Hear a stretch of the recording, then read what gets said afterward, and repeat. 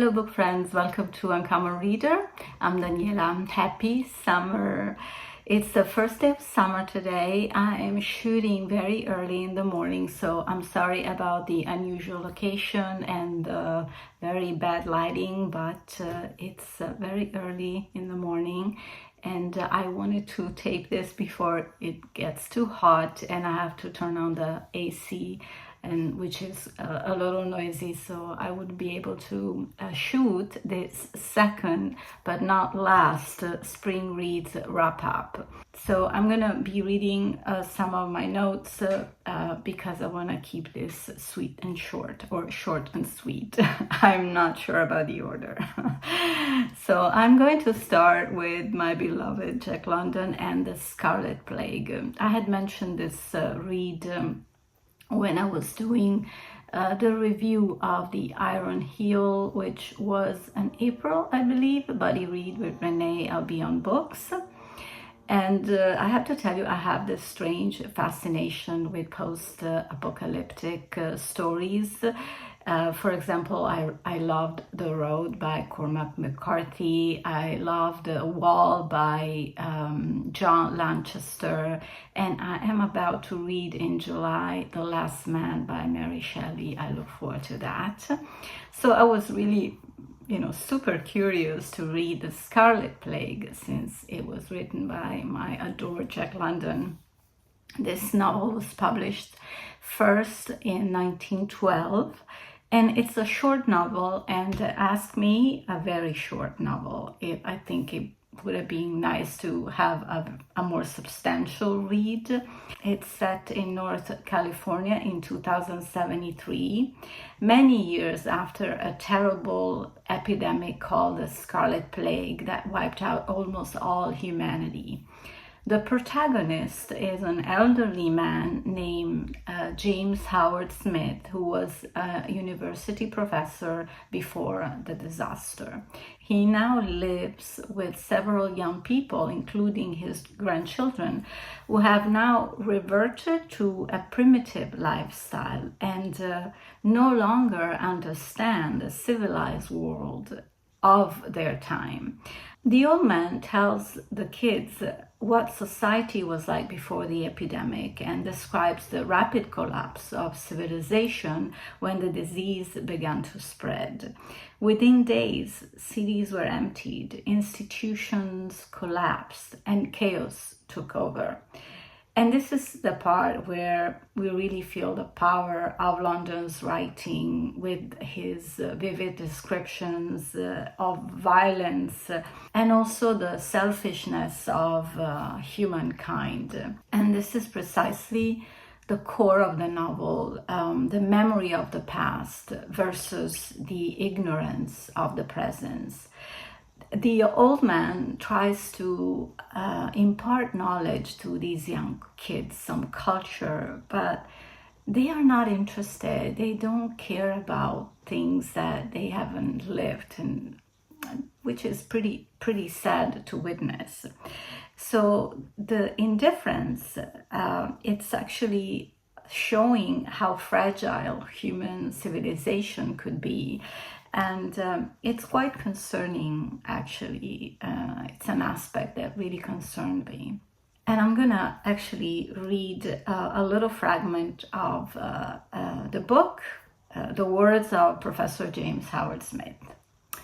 In the dry cave of Telegraph Hill, this is what he tells the young boys, where you often see me go when the tribe descends to the sea, I have collected many books. In them lies great wisdom. With the books, I have also placed a code to learn the alphabet, so that those who know how to write in pictures can understand the printed page.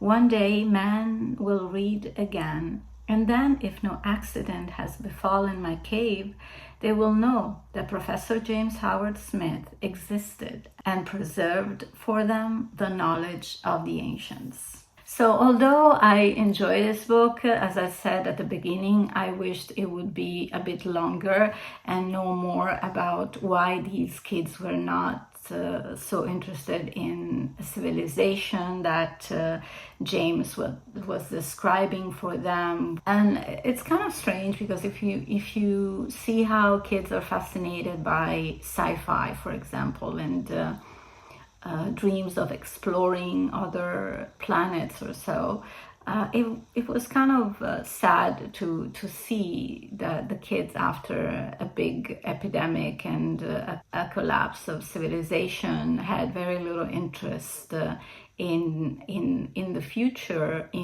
or in the past in this case, and not advancing in their life and prefer to live as savages. So quite an interesting take from Jack London. Of course, he has always to surprise us. The next book I'm going to talk about is a book I really enjoyed, The Harlem Rhapsody by Victoria Christopher Murray. So this is a fictional biography of Jessie Redmond Fawcett, a character I wasn't familiar with, but I discovered that she was such a key figure during the Harlem Renaissance, which is a phase that I am really getting so intrigued by. So thanks to her role as literary editor at the Crisis magazine, she helped many emerging authors achieve success. Victoria Christopher Murray's book follows Jessie's years working at the magazine from 1919 to 1926, and also explores some parts of her relationship with the Crisis founder, William E.B. Du Bois. Their collaboration transformed the magazine into one of the most influential publications for the African American community of the 20th century. And the Crisis magazine didn't only highlight writers. It was about music and any sort of cultural exploit for African Americans. So very, very important. After a certain point, though, Jessie wasn't completely content with her role as literary editor. She really wanted to become the editor of the magazine, because she was doing mostly all the work. But William E.B. Du Bois never resigned his role. He really wanted to own it. So there were some friction between the two because of that. And on the side, Jessie was working on her own book, which she published in 1924. It's called There Is Confusion, and is loosely based on her life. The book was considered actually very important because it depicted educated, middle class, and culturally sophisticated African American characters, a depiction uncommon in American fiction at the time. So I loved everything about this book. The style was very simple and flowy. Jessie's first personal narration, so you feel more involved in her events, in her story. The perfect pace of the succession of the events. And also I love that feeling of familiarity when authors I already knew, even if only by name, entered the story. So it's a book I would really recommend, and it's a good introduction as well to the Harlem Renaissance period. So now moving on to an Italian novel, I Giorni di Vetro by Nicoletta Verna. So you could translate this title as Days of Glass, but glass in this case, it's a nickname. This book is not available in English, but it's translated in Catalan, Valencian, French, and Portuguese. It's a very intense story of resistance during World War II in central Italy, and specifically in the region that gave birth to the fascist dictator Mussolini. The protagonists are two women with two very different stories. The first and most important is Redenta, and her name sounds like redemption, right? And it was probably a common name in the 30s in Italy, not anymore. Redenta is a young woman scarred by poverty, polio, and she's also limping from one leg. And she is born in a very poor family. She's a very humble young lady, and she does not dare to rebel when her dad pushes her into marry this leader fascist, nicknamed Vetro because he had an eye made of glass. He was her father's buddy while they were attacking Ethiopia. Ethiopia was one of the Italian colonies during the fascist days in the 30s. Redenta doesn't rebel even when Vetro turns out to be a very abusive and sadistic husband. She is taught by her family to be a very obedient wife, but also herself, she doesn't feel like she deserves the respect and the love because her family, due to her handicap physically, it felt like for them she was more like a burden. So they were really happy to send her off with this guy. So we really feel so bad for Redenta. The other girl in the book is Iris, who is a more educated and independent woman, but she becomes involved with a partisan. And she also embraces the cause and the tasks with seriousness and commitment and determination. There is also a male character in this story, but I'm not going to give out any details about him because it would cause a small, but in a way relevant spoiler. So while the characters are pure fiction in the story, it is interwoven with historical real facts, clearly inspired by events in the Romagna and Tuscany region. The stories of Iris and Redenta will eventually intertwine, and they touch my heart. The rhythm of this book was pulsating, was intense, was brutal, realistic, and deeply emotional, and without ever becoming rhetorical due to, the circumstances. War books can be hit and miss, but mostly I really enjoy them. One of the most striking characteristics of this book was the stark realism for me. Verna recounts the violence, the poverty, and injustices of the fascist period in a very direct, harsh manner, making immersion in the story really highly engaging. So I would recommend if you find this book in your language. And let's end this video with a happy note, The Girl Who Drank the Moon by Kelly Barnhill. So this was my comfort read for May. I try to have a comfort read every month.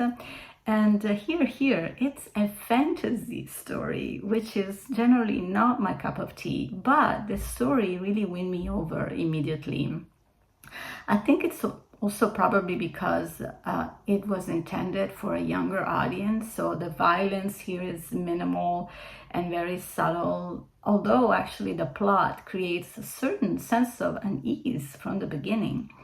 The Girl Who Drank the Moon features a little girl abandoned in the woods as an annual sacrifice by the inhabitants of the protectorate, offered to a supposed witch to ensure the village protection. In reality, there is a witch, Xan, but she's a good witch, and she can't figure out why these men abandon newborns in the woods. Every year she goes to the rescues and she arrives in time to save them from wild animals, and she nurtures the kids with moonlight, and then she places them in loving families in villages beyond the woods. One day, however, she mistakenly feeds a newborn moonlight instead of starlight, granting this little girl extraordinary magic powers. So Xan decides to raise the child, and she calls her Luna. Luna, by the way, means moon in Italian and maybe in Spanish too. And so she wanted to protect her from her own magic until she was old enough to control it. So Luna grows up with Xan, becomes her grandmother, and other adorable creatures like this mini dragon who cannot grow up and so funny. But as she approaches 13, her powers begin to manifest and none of Xan's spells seem to work anymore. So we are going to go through a transformation of this young kid, and she starts to remember some parts of her previous life, although she was a newborn. So I'm going to stop here because I don't want to spoil the story anymore. But I really enjoyed it. It was fun, it was witty, and very playful read. I really recommend it if you like fantasy books. And it's time to say goodbye and for me to turn on the AC.